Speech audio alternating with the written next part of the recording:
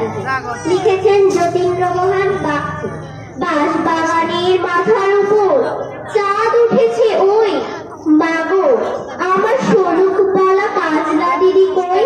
পুকুর ধারে লেবুর তলে থোকায় থোকায় ঝোনাই জলে, ফুলের গন্ধে ঘুম আসে না, একলা জেগে রই।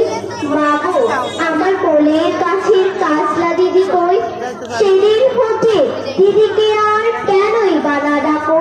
দিদির কথায় আঁচল দিয়ে মুক্তি কেন ঢাকো?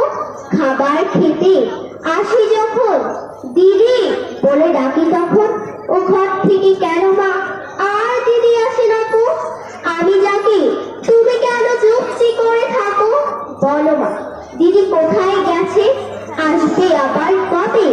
কাল যে আমার নতুন ঘরে পুতুল বিয়ে হবে, দিদির মতন ফাঁকি দিয়ে আমিও যদি লুকোই গিয়ে, তুমি তখন একলা ঘরে কেমন করে রবে? আমিও নাই দিদিও নাই, কেমন মজা হবে?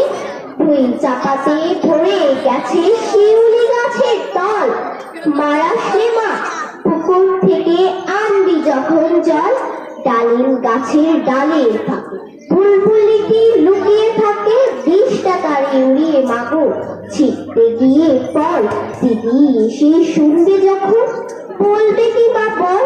বাঁশ বাগানের মাথার উপর চাঁদ উঠেছে ওই, এমন সময় মাগো আমার কাজলা দিদি কই? বেড়ার ধারে পুকুর পাড়ে ঝিঝিরাকে ঝোপে ধরে, লেবুর গন্ধে ঘুম আসে না, তাই তো জেগে রই। রাত হলো যে মাগো আমার কাজলা দিদি কই? ধন্যবাদ সকলকে।